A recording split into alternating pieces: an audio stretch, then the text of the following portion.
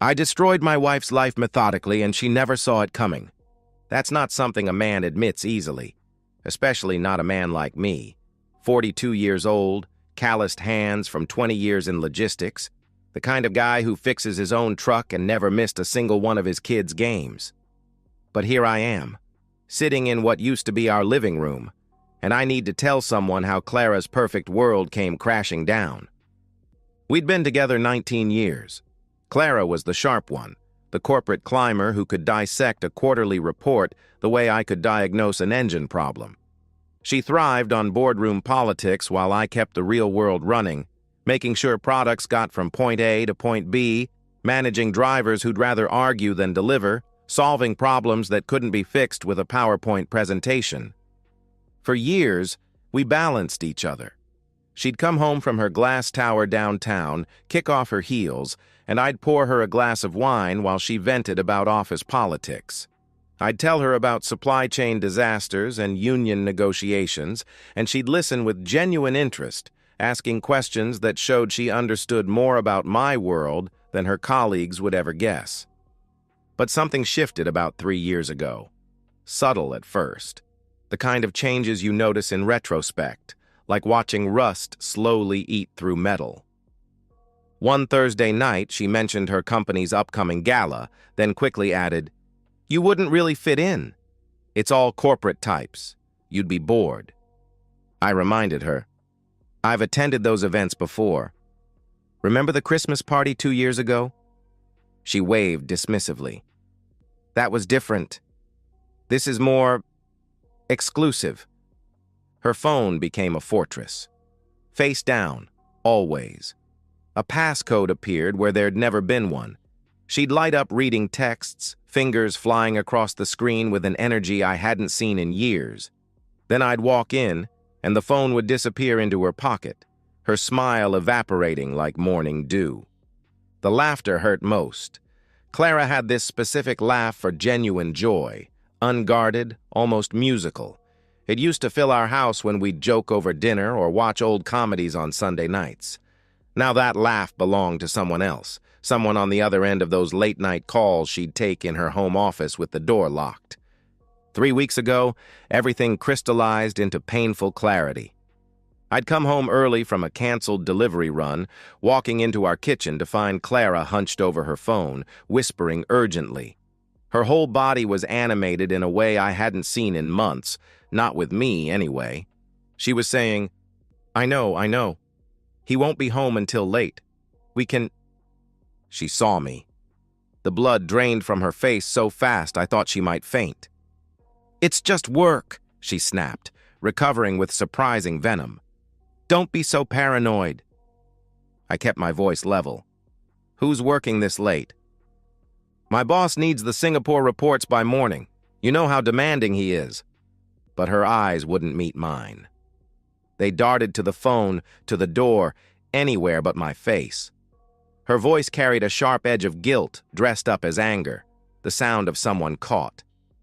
That night, I lay beside her in our king-sized bed, listening to her measured breathing, wondering if she was really asleep or just pretending. My mind churned through every late meeting, every weekend conference, every night she'd been too tired to talk, too stressed to connect. I could have confronted her then, could have demanded answers, started the inevitable fight that would end with either truth or more elaborate lies. But I knew Clara.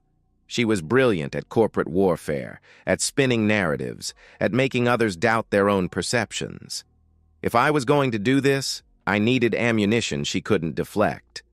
That's when I decided to hire someone who could give me answers Clara never would. The private investigator's office sat above a dry cleaner in a strip mall, exactly the kind of place Clara would never notice. Brandon Keller was a former cop, 15 years on the force before going private. He had the tired eyes of someone who'd seen too many marriages implode. "I need the truth," I told him, sliding Clara's photo across his cluttered desk. "Whatever it is." He studied the photo, then me.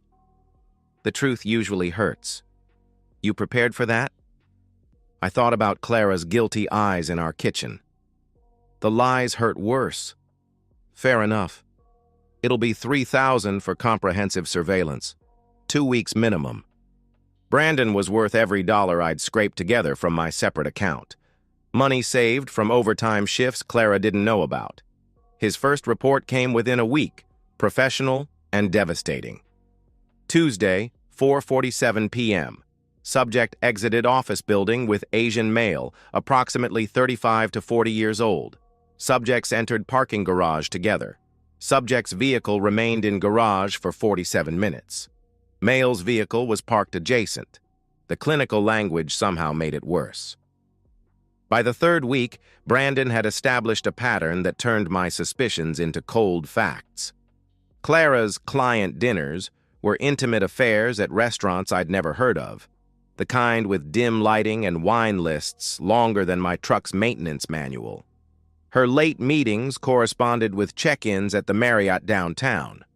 Those weekend conferences she attended, half of them never existed according to her company's actual event schedule that Brandon had somehow obtained. The man had a name, Brian Thompson, business development, her company's rising star. 38, divorced 2 years ago, drove a Tesla, had the kind of easy smile and manicured hands that belonged in Clara's polished world. Each evening, I'd come home to find Clara in our kitchen, preparing dinner or reviewing reports at the breakfast bar. She'd kiss my cheek, ask about my day, complain about her demanding boss and impossible deadlines. All while I knew she'd spent her lunch hour at Brian's apartment. One night, she studied me over her laptop. "You seem different lately. More quiet. Just tired. Peterson's been riding us hard about delivery times." She reached over, touched my hand. "You should take some time off. Maybe we could do a long weekend somewhere?" The irony was suffocating. I knew from Brandon's reports that she had her own weekend planned, with Brian at a bed and breakfast in wine country. "That sounds nice," I managed. "When were you thinking?" "Oh, not for a few weeks. I have that Chicago conference coming up, remember?" I nodded. "Right. The Strategic Planning Summit." Except Brandon had already confirmed no such summit existed. The worst revelation came when Brandon showed me photos from our anniversary weekend last year. I'd understood when Clara said she had to work late both nights. Her company was in merger talks, except she wasn't at the office. The timestamp showed her and Brian checking into the Rosewood Hotel 2 hours away at 7:23 p.m. on Friday, her wearing the red dress I'd bought her for Christmas. During this systematic destruction of my trust, I quietly built my case. The divorce attorney I consulted, Janet Morrison, was a shark in a pantsuit who'd handled my foreman's divorce 2 years prior. "With this evidence, you're in excellent position," Janet said, reviewing Brandon's reports. "The prenup you signed actually works in your favor here. Infidelity voids her claim to your pension and the house you inherited from your father. What about custody? Document everything. Keep a journal. The more evidence of deception and financial misconduct, the stronger your position." I documented everything. Bank statements showing charges at restaurants during her supposed late meetings at the office, credit card bills for hotels during her supposed business trips, even a receipt for lingerie from La Perla, $200 for something I'd never seen. The hardest part was helping Clara maintain her deception. When she told me about the upcoming conference in Chicago, I helped her pack, even suggested she take an extra day to relax. "You've been so stressed," I said, folding her clothes with steady hands. "Take some time for yourself." She hugged me then, pressing against me with what felt like genuine affection. "You're the best husband anyone could ask for. I don't deserve you." "No," I agreed quietly. "You don't." She pulled back, laughing. "So modest." Brandon's investigation was nearly complete. 1 more week of surveillance, he said, and I'd have everything needed for an airtight case. When he handed me that final envelope, he said something that chilled me. "This is worse than you thought it would be." Brandon's final report was a masterpiece of devastating thoroughness. 3 years. Not 6 months, Not a momentary lapse in judgment, but 3 calculated years of systematic deception. The envelope contained everything: photographs, credit card records, hotel reservations, even text message logs that Brandon had obtained through legal channels I didn't want to know about. Brian Thompson had been part of Clara's life since the Denver conference 3 years ago, the one where she'd called me excitedly about a promotion opportunity that never materialized. They'd been together on every major business trip since, including the London conference where Clara claimed she had food poisoning and couldn't talk for 2 days. The photos showed them holding hands along the Thames, very much not poisoned. I spent a week planning my response. Janet Morrison and I mapped out every move, every contingency, every possible counterattack Clara might mount. "The key is simultaneous impact," Janet explained, leaning forward across her mahogany desk. "Personal and professional consequences delivered at once, leaving no room for damage control." "How do we ensure she can't spin this?" "Documentation beats rhetoric every time. We'll make sure the evidence speaks louder than any excuse she could craft." The divorce papers were works of art, clear, comprehensive, and utterly damning. Every piece of evidence was attached as an exhibit. The forensic accountant Janet recommended had found more than just personal expenses hidden in business charges. Clara had been using our joint credit card for her affair, technically making me a financial participant in my own betrayal. I chose the timing carefully. Clara's department had their weekly strategy meeting every Wednesday at 2:30 p.m. The whole team would be there, including Brian, in their glass-walled conference room that everyone called the fishbowl. Maximum visibility, minimum privacy. The courier service assured me their processor was experienced in handling sensitive deliveries. "He's done this before," the dispatcher said. "Professional, discreet, but ensures proper receipt. Nobody can claim they didn't receive the documents." "Perfect. And the other deliveries?"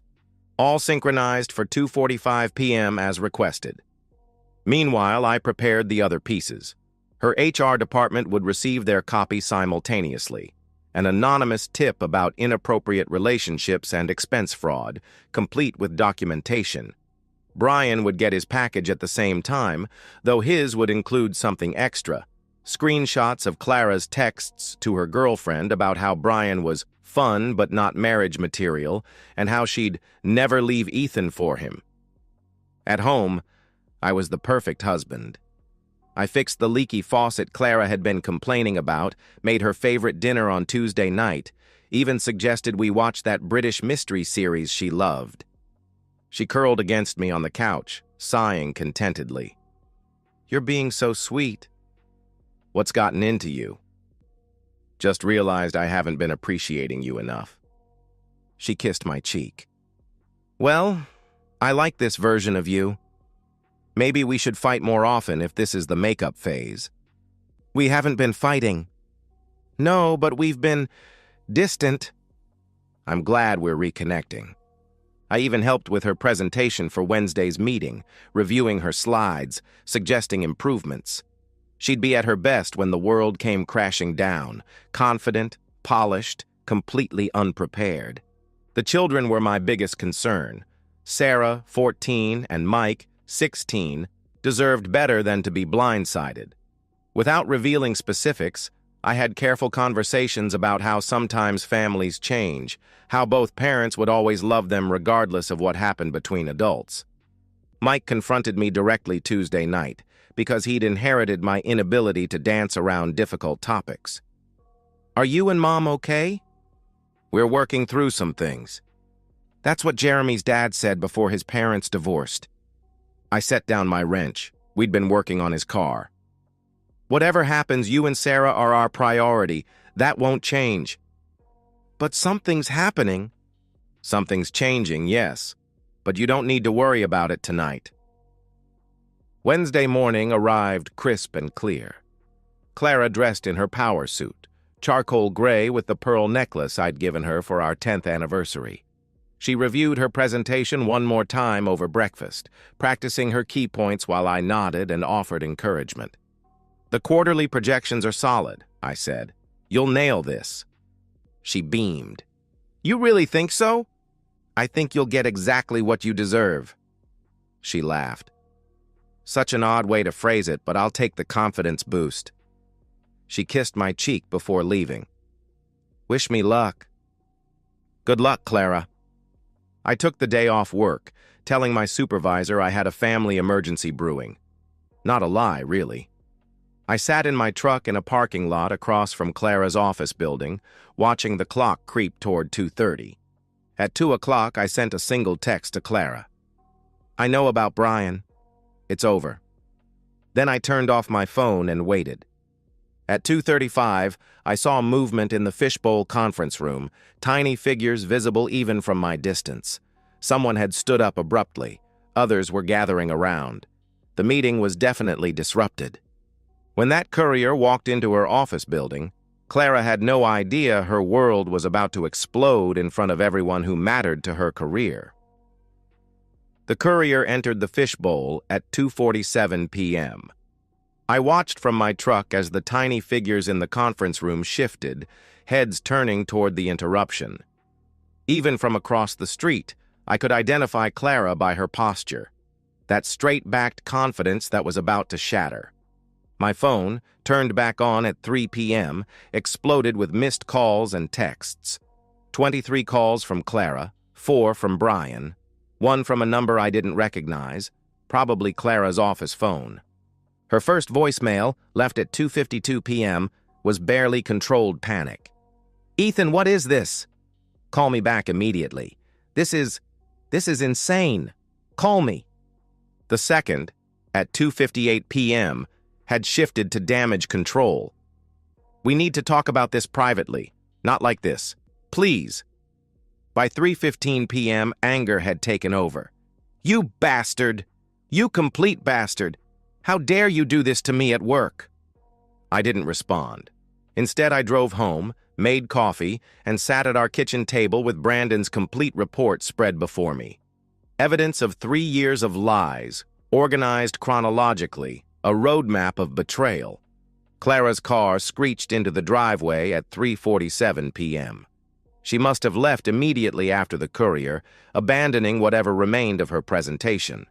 She burst through the door like a hurricane, her face flushed, her perfect hair disheveled from running her hands through it. What have you done? Her voice shook with rage. I took a sip of coffee. I served you divorce papers. Seemed straightforward enough. At my office? In front of everyone? Her voice cracked between rage and desperation. You mean in front of Brian? He got his copy too. HR should be reading theirs about now. The color drained from her face. She sank into the chair across from me, her usual grace abandoned. It's not what it looks like. I slid a photo across the table, her and Brian at dinner last Tuesday when she'd claimed to be at a client meeting. Then explain what it is. She glanced at it, then pushed it back. That was a business dinner. Another photo, them entering the Marriott together. Business? We were reviewing proposals. The anniversary photos from the Rosewood Hotel. Her in the red dress I'd bought her, Brian's arm around her waist. What proposal was this? She stared at the photos, her mouth opening and closing like a landed fish. The great negotiator, speechless. Finally, she whispered, It didn't mean anything. It was just, I was lonely. You were always working, always tired. I was working overtime to pay for the life you wanted, while you were spending our money on hotel rooms with him. I showed her the credit card statements, each charge highlighted. Our joint card, Clara. You made me pay for your affair. I'll pay it back. With what? You think you'll keep that job after HR finishes investigating expense fraud? That's when the tears started. Clara, who hadn't cried when her father died, who prided herself on professional composure, broke down completely. Through her sobs, she pleaded, Please, think about the kids, our family. We can get counseling. I'll end it with Brian. I'll quit my job if that's what you want. You planned a vacation with him next month. On our anniversary weekend. Again. She flinched like I'd slapped her. 3 years, Clara. You chose him over us for 3 years. Every lie, every late meeting, every weekend conference that didn't exist, you chose him. She stood up, suddenly defensive. I chose you. I stayed with you. I never planned to leave. Because I provided stability while he provided excitement. I was your safety net while he was your adventure. Well, congratulations. Now you get to see how exciting life is without the net. She moved toward the living room, then spun back, anger replacing desperation. You think you're so clever? You think you've won? I'll fight this. I'll claim you were abusive, controlling. Go ahead. But first, you should know that Brian's married. She froze. What? No, he's divorced. He told me. Separated, not divorced. His wife got her own package today with everything, including the texts where you called Sharon from accounting a bitter cow who needs to get laid. Clara went completely silent. She understood now. This wasn't just divorce. This was scorched earth. You've destroyed everything. Her voice was barely a whisper. No, you destroyed everything. I just documented it. She sank onto the couch, staring at nothing. My job is over. They have 3 years of expense fraud, 3 years of using company resources for personal activities, 3 years of violating their ethics policy. The kids will hate me. The kids will know the truth. What they do with it is their choice. She looked at me then, really looked at me for the first time in years. You planned all this, every detail. I had 3 weeks while you were busy with Brian. Plenty of time to think.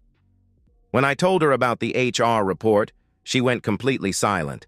And that's when I knew she finally understood that this wasn't just a divorce. This was justice. The call from Clara's company came Thursday morning at 9:17 a.m. She was in the shower, probably trying to wash away yesterday's catastrophe. I answered her phone.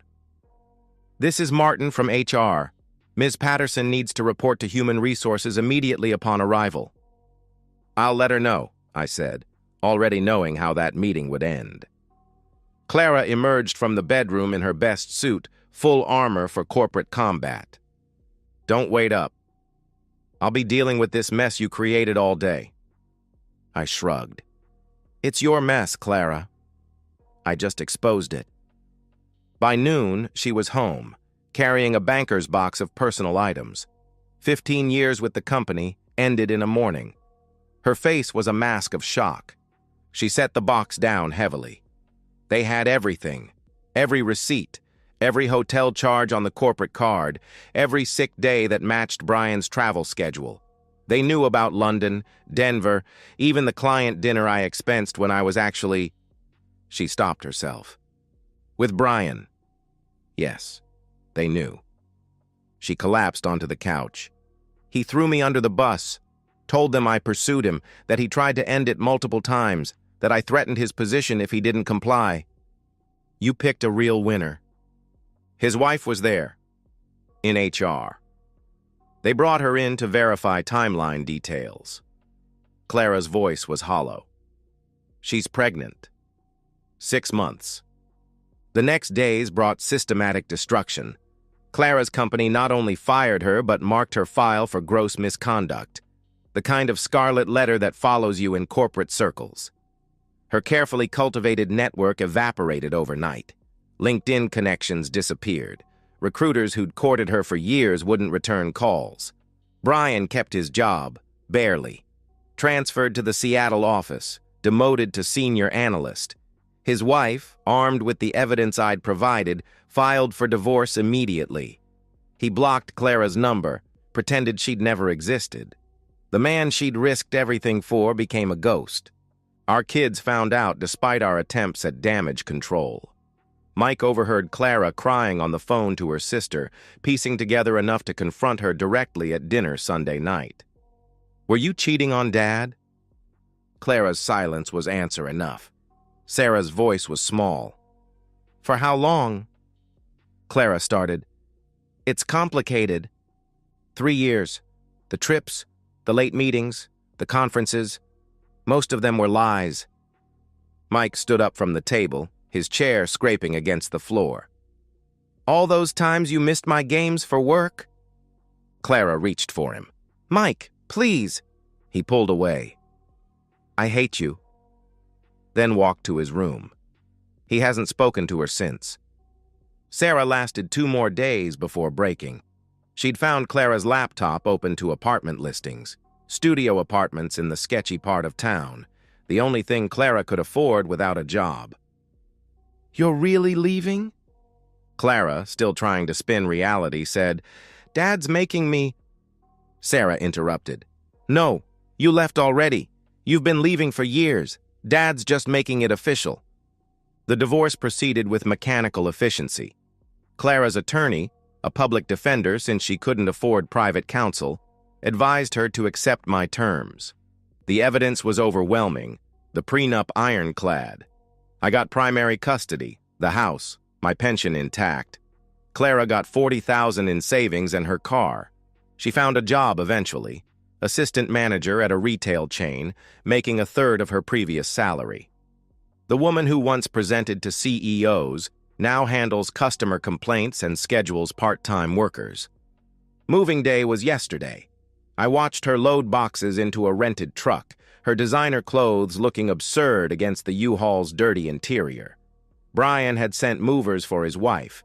Clara had only her sister, who glared at me like I was the villain in this story. Clara paused at the truck. Was it worth it? Destroying my life like this? You destroyed your own life. I just refuse to let you destroy mine too. Her eyes filled with tears. I loved you. No, you loved having me. There's a difference. She climbed into the truck without another word. As it disappeared around the corner, I realized I felt something I hadn't experienced in years. Peace. 3 months have passed since Clara's U-Haul turned the corner. The house feels different now, lighter, like opening windows after a storm. Her absence isn't an empty space, it's room to breathe. Mike started joining me in the garage on weekends. We're rebuilding a 1972 Chevelle. His choice, not mine. Yesterday, he asked me to teach him how to check a car's fluids. I want to know real stuff, not just app notifications. We don't talk about his mother during these sessions, but sometimes I catch him glancing at the kitchen door, like he's expecting her to walk in with lemonade and false concern. Sarah's adjusting differently. She redecorated Clara's old home office, turning it into an art studio. The walls that once held Clara's achievement awards now display Sarah's paintings, violent abstracts that her therapist says are processing tools. Last week she asked, "Did you ever love Mom?"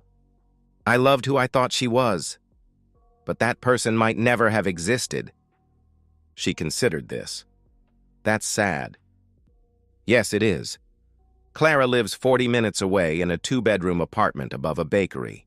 She gets the kids alternate weekends, though Mike often finds excuses not to go. Last Sunday was her birthday. Sarah went. Mike didn't.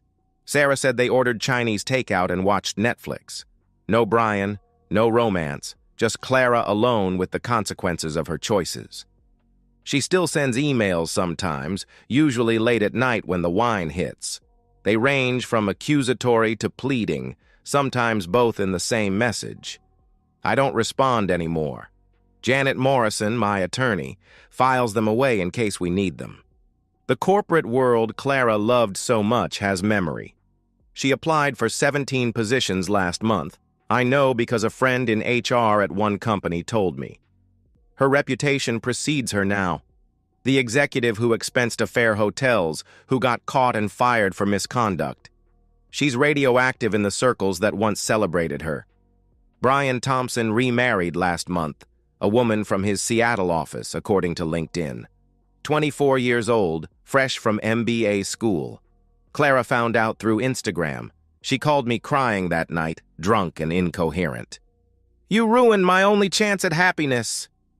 I hung up and blocked her number. Work hasn't changed much for me. Same trucks, same routes, same problems to solve. But I come home to truth now. No more wondering where Clara really is.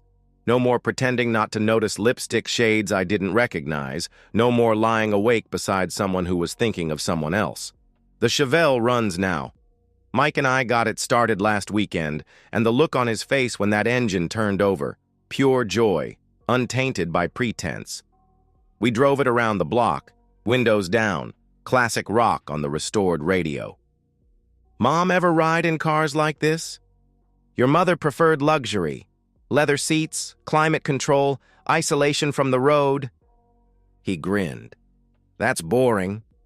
Yes, it was. Some nights I wonder if I went too far. If destroying Clara's career along with our marriage was excessive, vindictive.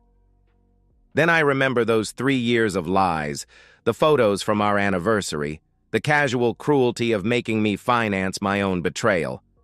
She lost everything. I kept what mattered most. The kids will heal. They'll learn to trust again, to love without constantly checking for deception. They'll remember that their father stood up for truth, even when it hurt, especially when it hurt. And Clara? She'll wake up every morning in that small apartment, dress for a job she hates, and remember when she had everything. She'll know that she traded it all for 3 years of hotel rooms and whispered promises from a man who discarded her the moment she became inconvenient. That's not revenge. That's justice. And justice, I've learned, sleeps better than revenge ever could. And so, we've reached the end of today's story. Was it what you expected, or did it take a twist you didn't see coming? I'm curious to hear your thoughts. Share them in the comments below, and let's get a conversation going. If this story kept you hooked, make sure to hit that like button. And if you're new here or just haven't subscribed yet, now's the perfect time to join our community. I bring you fresh, captivating stories every day, so click that subscribe button and turn on notifications so you never miss out. Thanks for watching, and I'll see you in the next one.